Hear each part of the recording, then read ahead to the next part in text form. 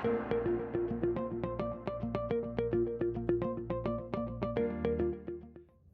afternoon, everyone, and Happy New Year. It's 2022, and my name's Dr. Greg Kuhlman. I'm a veterinarian. For some time now, I've been contemplating starting a YouTube channel specifically directed at your pet's health and the questions that you have about your pet's health. So, my wife and I have decided that we're going to start a channel, and we want the audience to be able to ask questions. The first few episodes are going to be taped and put on YouTube, but eventually we'd like to do these little episodes live to give you guys a chance to ask specific questions that I can address, in real time. The first thing that I wanted to do was to just give you some information on what it takes to become a veterinarian and the process that it takes to become a veterinarian. So I'll start there, and then I will address what I do, which is I'm a veterinary internal medicine specialist. So that actually takes a little more training, actually a lot more training, than to become your family veterinarian. And I will describe both of those processes. First of all, to become a veterinarian, you generally need a bachelor's degree, but you don't always. Not every veterinarian has a bachelor's degree. There's just a list of prerequisite classes at a college level university that you need to take. It is very competitive to be accepted into a veterinary medicine program. About 10% of people that apply are accepted. And I know the year that I was accepted into veterinary school at the University of Wisconsin, as you might imagine. That's where I'm from, Madison, Wisconsin. There were about 33,000 people applying to all of the 29 programs in the U.S., and about 32 or 3,300 people were accepted. So about 10% of the people that applied were accepted into vet school. And as I said, there's about 29 vet schools in the country. There have been a few new schools that have started recently. Utah, Arizona, Long Island, Tennessee all have new programs. So we're realistically probably in the 33, 34 schools. If you compare that to medical school, human medical school, there's about 130 human medical schools in the U.S. I can be off a little bit with these numbers, but those are pretty close. So I was accepted into vet school. It truly is exactly the same as human medicine, where it's a 4-year program.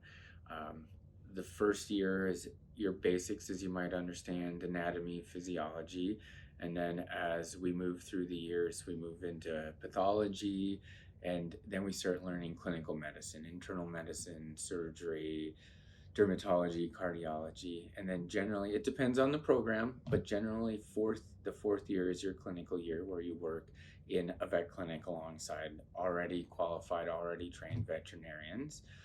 And then completing that, at the end, you graduate and you are a doctor of veterinary medicine. Some programs have different definitions other than DVM. But in general, most veterinarians are doctors of veterinary medicine. And so I made that sound very easy, but it is an extremely difficult 4 years. And, it almost everyone makes it through those 4 years. A few people don't. We did lose a few people out of our class of 80 that I started with, but I think we graduated about 76 people. I think one of the other big things to remember is that vet school is really expensive. Most vet students, unless they have the ability or someone else has the ability to pay for their school, you're going to leave with at least that's a minimum, $120,000 in debt. And if you go to some of the private schools, it could be $250,000 in debt. So this is it's really a calling. You don't go into veterinary medicine, for financial reasons. I know that's something I'll talk about, in a different series, but there's a big financial commitment, and most of my classmates are going to be paying off student loans, for sometimes up to 30 years after leaving vet school. So at that point, you are qualified to work as a veterinarian. And of course, vets have many opportunities. Most what I'm going to be talking about is clinical veterinary medicine, taking care of, dogs and cats specifically is what I'm going to be addressing. But there are other, of course, vets are, able to take care of any species on the planet except for humans. And so most people go into, clinical medicine, and what that means is they become a general vet, and they work in a practice someplace taking care of dogs and cats, or horses or cows, special species. A lot of people like, more recently, taking care of special species zoo animals has become more and more desirable, popular for people. Now that you've graduated from vet school, what are you qualified to do? You are qualified to be a veterinarian. You can take care of any species on the planet. This series is specifically focusing on dogs and cats. That's what I know how to do, and so I'm going to stick in my lane and talk about that. So after you graduate vet school, most people get a job, working at a vet clinic someplace. There are other opportunities. That after vet school that you can pursue additional training, and that's what I did. I knew going into vet school that's what I wanted to do. I wanted to become a veterinary specialist. And what does that mean? What is that? Well, it's just like in human medicine, where you go see your cardiologist, or you go see your internist, or your surgeon. We have those specialties in veterinary medicine as well. Many people don't know that.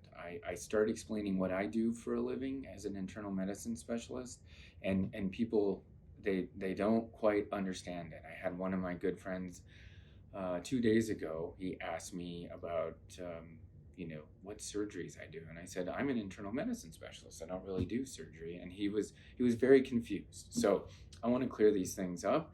May not be in this video today, but we will do it in subsequent videos for sure. We'll clear this up. So after vet school, if you decide that you want to go on and become a specialist, generally the first thing you have to do is be accepted to an internship program. And an internship program is generally year-long, and it is a rotating internship.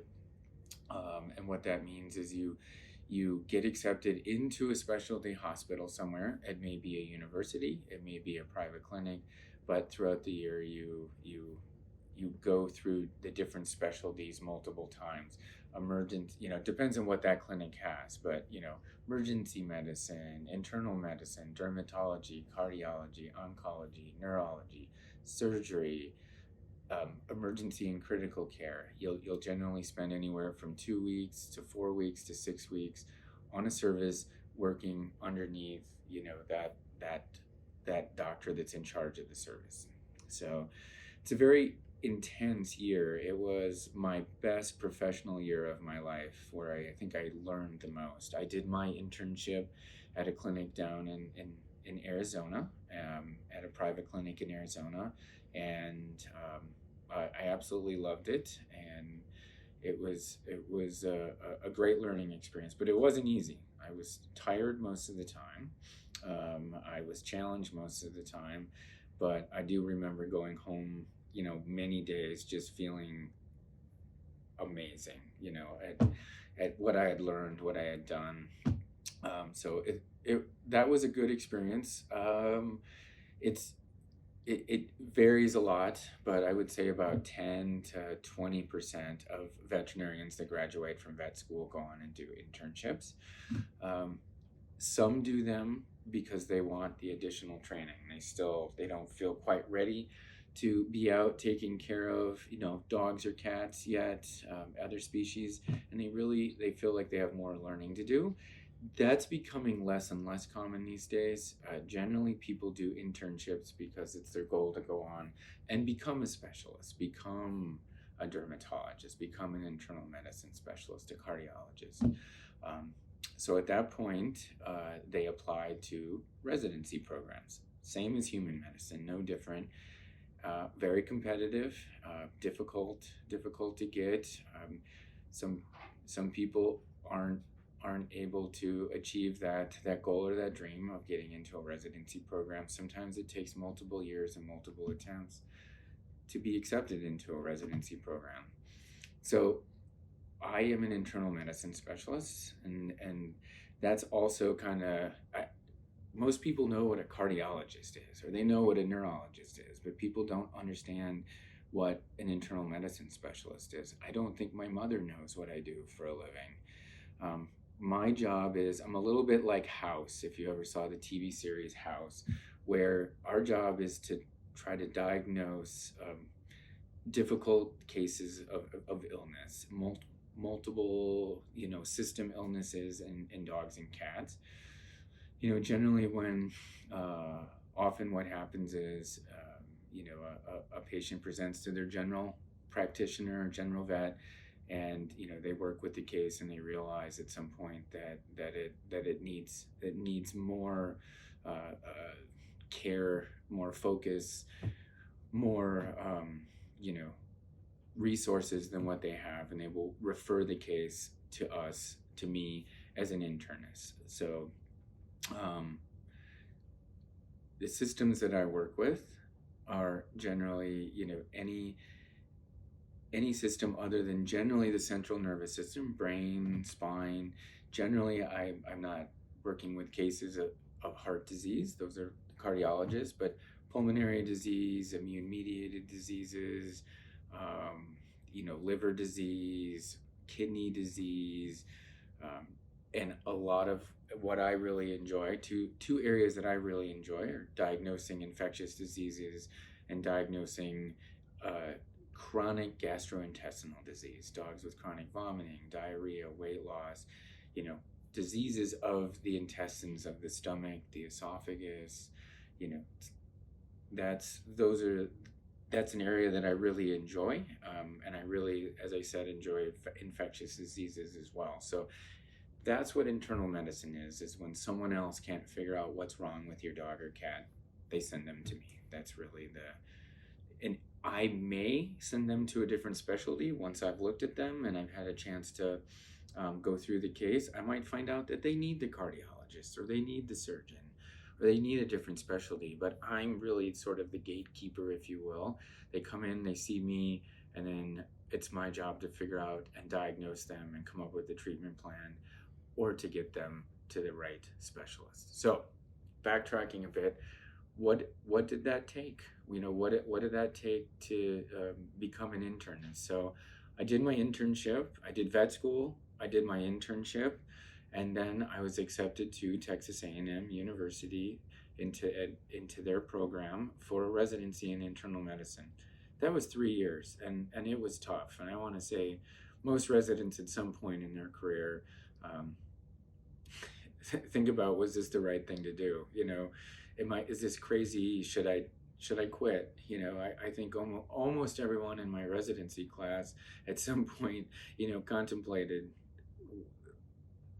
whether or not they were in the right place. So long hours, many phone calls in the middle of the night, being called in at all hours. I mean, I was there on Thanksgiving multiple times, scoping a turkey bone out of a dog's stomach, endoscopy, using an endoscope to remove a bone from a patient's stomach. So it was a really hard 3 years, but it was well worth it. And you're on clinics almost every day, working with the 4th-year vet students, working with the interns. You have your senior clinicians who are overcharge everyone, but really the residents generally run the hospital.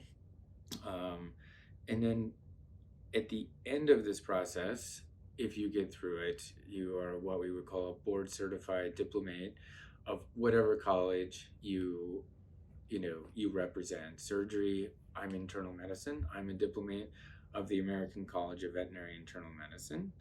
And those are my credentials, DVM, DACVIM, after my name. But it wasn't that easy. I had to take 2 exams, 2 very grueling exams, one after my second year and one at the end of my third year of the program. And you have to pass those, both of those, to become board certified. My college requires a research project and an accepted peer-reviewed journal article, which I had in that 3 years. And passing of the exams, the journal article, and a lot of minor other little requirements that you need to. But there are some people that it does take multiple years after finishing their program to finish all the requirements necessary to eventually become board certified. You may see some specialists, some doctors at a specialty clinic where it says practice limited to surgery, practice limited to internal medicine. What that means is they haven't quite finished all the requirements. This isn't saying you shouldn't go see them. You should. They're well trained. But to get those credentials, after their name, to be officially board certified, they may just need their research project finished. They may need to pass one section of one of their board exams. You don't know.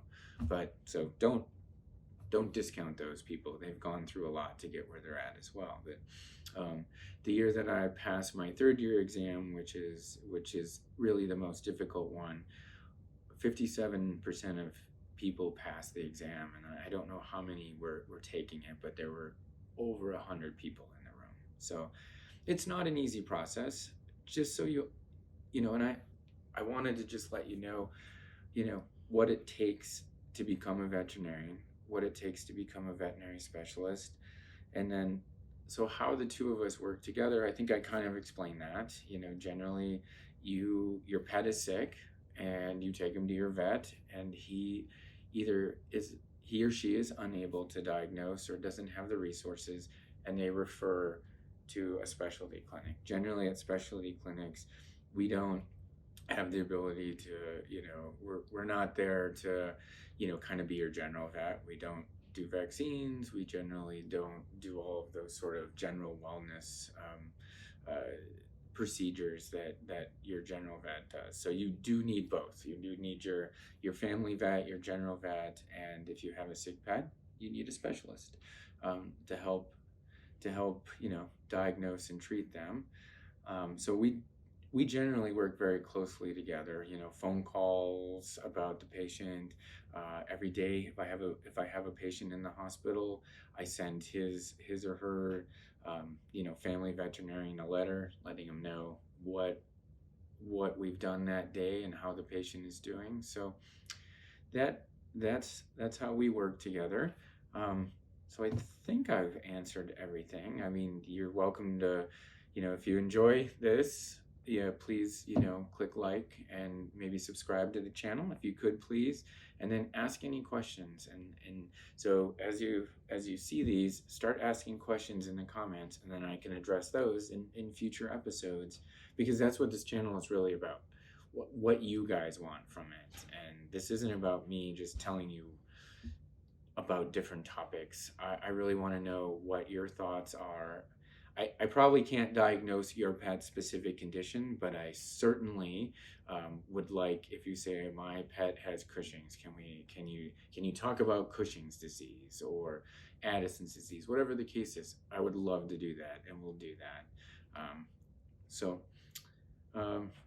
Well, camera person, anything I haven't addressed today that I should? Don't think so. Okay. Well, so this is our first episode, and I hope it wasn't too terrible. Thank you for joining in, and we will get back to you in about a week or so. So thank you very much, and I hope everyone has a great 2022. I hope it is much better than the last couple of years. So, all right, thank you very much.